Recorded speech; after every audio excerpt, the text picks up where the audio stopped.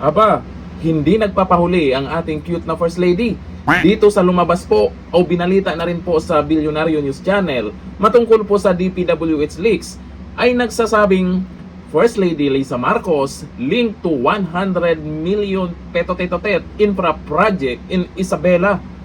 Dito po sa inilabas na balita, dyan po sa Bilyonaryo News Channel, ang sabi, documents obtained by Bilyonaryo News Channel show that First Lady Lisa Araneta Marcos has been included in the DPWH leaks sa halagang 100 million petotet infrastructure project listed under the Department of Public Works and Highways. Proposed budget for the 2025 National Expenditure Program. Grabe yung 2025 budget Ang dami pong mga lumalabas po dyan na kaduda-duda.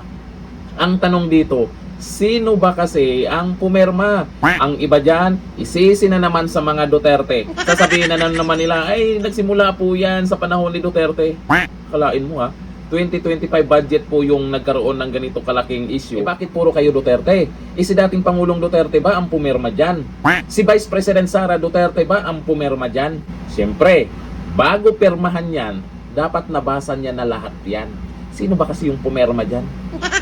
Eto na naman, sunod-sunod na inilabas yung listahan na kung saan ay may mga pangalan na malalaking pangalan lalo na yung mga inilabas po ni Congressman Libiste, gaya ng nakaraang video po natin, kasi ang sinasabi po ni Congressman Libiste, kung mayroong mangyari sa kanya ay ilabas na lahat ang Cabral files. Marami pong nanawagan na wag hintay na yung mga ganong pangyayari. Wag na hintay na may ibang maglabas, baka may dagdag bawas. Kaya siguro nakinig itong si Congressman Libiste sa panawagan ng karamihan, kaya inilabas na po niya yung mga listahan. At doon sa mga listahan na yon, may mga pangalan na lumabas na kung saan nagre-react din po sila. May ibang congressman dyan na sinasabi ay kasinungalingan daw. Paano naging kasinungalingan yan ay nakarecord po.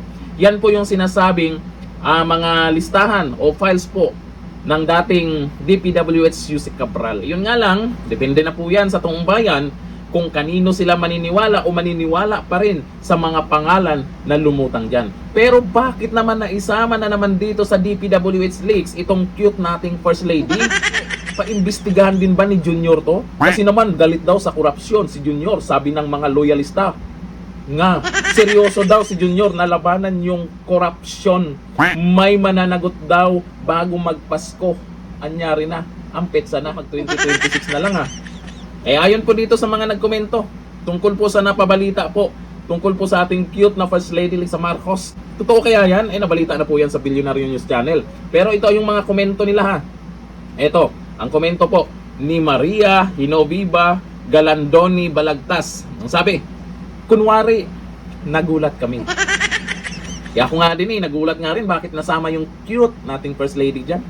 Sabi ni Jason Agravante, di na tayong magugulat dyan sa pamilya. Chawatan, sabi niya. Yun po yung nakikita nila ngayon. Naniniwala po kasi sila sa mga lumalabas ngayon. Depende yan sa inyo kung naniniwala kayo. Kasi baka sabihin po ng iba dyan, paninira lang. Sasabihin nila dyan, paninira lang yan. Doon tayo kay Vice President Sara Duterte, kailangan mapa-impeach yan dahil doon sa confidential fund na 155 million at kung ano pa. Pakaiba po kasi ng paniniwala, kaya respetuhin po natin sila kung ganun talaga sila. Ito, sabi po ni Mel Sebastian, kahit anong edit, mukhang, tingnan mo, Mel Sebastian. Sabi, dito tayo kay Yasin, sa lahat ng balita at katotohanan na alam ng buong mamamayan at buong bansa tungkol sa administrasyong ito, lahat ng mga nasa gobyerno ngayon ay tahimik. Walang naghain ng impeachment kay Ading. Kasi lahat sila sangkot.